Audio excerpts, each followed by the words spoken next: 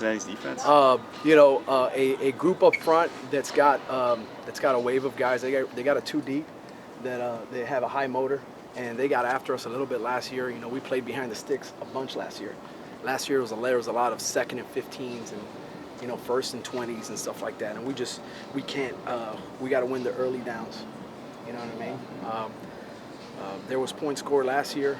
There was also some explosive plays last year. But for us to be, and that's last year. So for us to be successful against these guys, it starts up front, like it does in every game, and they pose issues. Nobody's run more plays than they have. Does that alter what you do? It doesn't. Okay. It doesn't. Again, when you're calling the offense, you're calling a team game always. So it should never alter what you do because you're part of the team. Now, if you look at things through a straw, then you're really not a team player, and you're not. You know what I mean? So when you're calling plays, normally, you're looking at it through the big scope of where you're at in the game and stuff like that. James, does it affect it at all? And then you touched on it. When you look at the fact that this could be a back and forth kind of game, it's a nightmare for defensive coordinators when you look at the two offenses.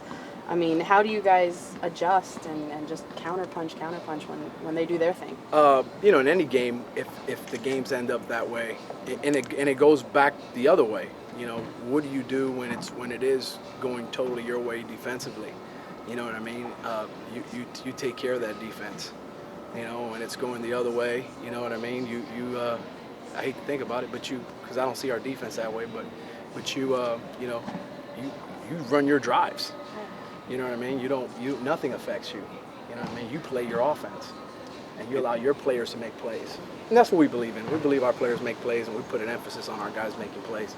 So there really isn't a change where you say, okay, we got to call these plays now. No, you just got to let your players make plays for you. James, going back to Nebraska, I had a couple of questions. The first one being the tight ends. It seemed like you had a concerted effort to get them more involved. Was that something that you game planned, or just it turned out that way? Because I think 4 of them got receptions. Yeah, well, we had in that game we had personnel groupings that exploited that, so we took advantage of that.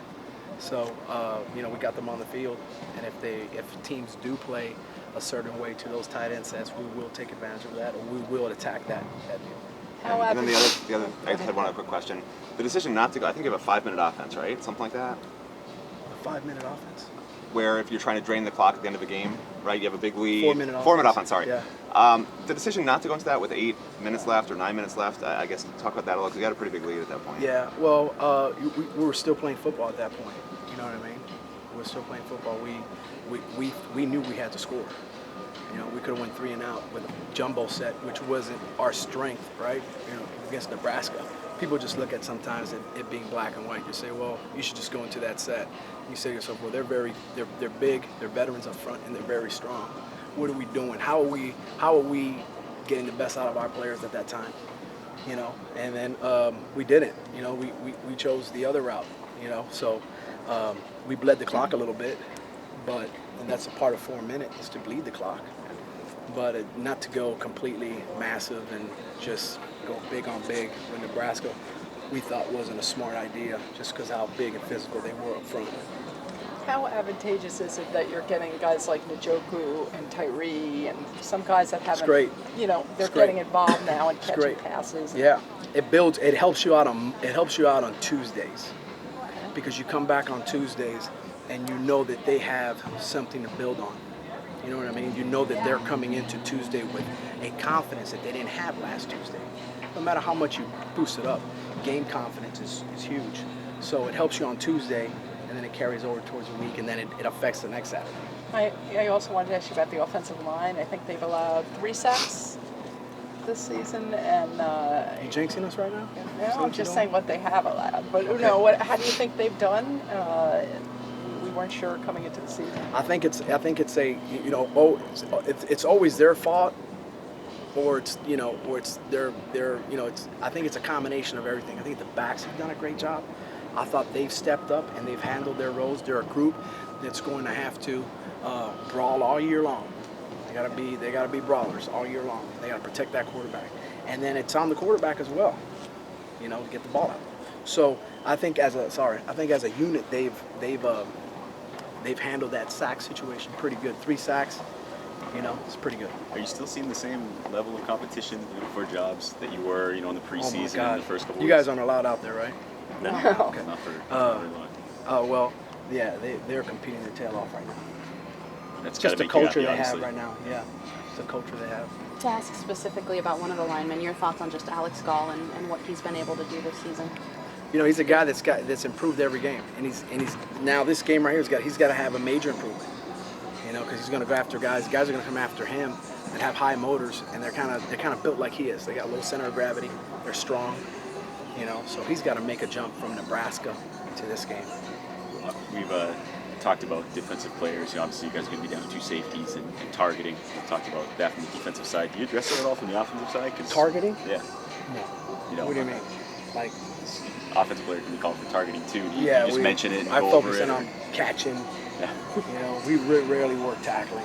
Okay. But I know what Just you're saying, saying. yeah. Yeah. Brad knows he can't go head to head with the linebacker. He's aware of that. Okay. Hey, just jumping back to that other subject for a minute. How I'll tell you later on. We should do something on that. how do you know where the line is? Where you start to pull back and worry about the clock more than you see teams getting caught every week. Tennessee the other day got caught by Florida. Where the line is. Yeah, Sorry? like where do you draw the line? Like how do you find the line of when to keep running your offense, keep trying to score, and You got to know the game and the situation, right? Like Armstrong was pretty dangerous at that point in the game.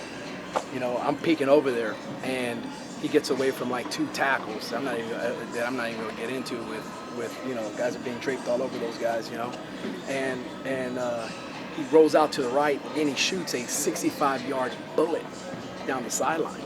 I've seen that before. Russell Wilson, right? North Carolina State, nightmare. Guys that can move and guys that can throw. So what do you do then? That guy's dangerous. He scored a touchdown. You go total conservative there and don't change the fields a little bit, then he scores that much faster. So you go 4 minute, you punt the ball from your 28-yard line, your 30-yard line, they got the ball on their 35, 40, you got issues. Or you can say, hey, we're still playing our offense there because that guy can score. That's how dangerous he is. So experience, you kind of sit back and you say, if it's 4 minutes, it's a different story. Got 3 scores in 4 minutes, it's different. But it's 8 minutes left. It was 9-something at that point, right?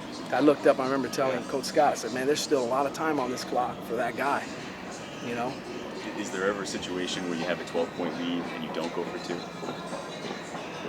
Is there ever a situation where you have a 12-point lead and you don't go for 2? It seems pretty Normal. makes sense to go for 2, right? Yeah, I'm not getting involved in that. I don't want you to You're throw putting me anybody in under the there. bus, but I'm just saying, from your perspective, is that what you guys would do with a 12-point lead? Yeah, it's all, Coach Golden makes that call, but he's got to know what's going on, right? So. You talked about All right, last question, you guys. talked about being pleasantly surprised by your running backs, or Joe Yearby. You talk about him a little bit more, and what has he done to impress you that maybe you didn't even think he'd be this far this soon? Yeah, well, and it's a great question for everybody outside this building, because if I just came in to work on Saturdays, I would probably have a different response than what I'm going to give you right now. I see him every day. I've seen him every day for the past several months, right? So to me, I know what I'm getting on Saturdays. Or to someone who's not in this building, he pops up in the game and they go like, wow, this guy's really improved. For me, it's been so steady that it's almost like when you walk in, and you see your kids every day, you don't know they got him big, and you see somebody else comes in and goes, hey, your son's growing like crazy. And you're like, I guess so, one of those deals. So, but for me, I've just seen the process on how he's gone about every day and worked every day, and I've seen the improvements little by little, so I know what he brings to the table. If that makes sense. I'm very proud of him. Very proud of him. What does he do now that maybe he didn't do last year Play during a more. game? Plays more. Plays more. I think he gets a lot more reps now than he did last year. I think he's bigger, so we have the confidence in keeping him in because he can punish linebackers with his size now. Before it was he's tough still, but it was different. He gave up about 30 pounds. Great. Thank All you. right. Thanks, Thank Coach. you, James. Got it, guys. Appreciate it.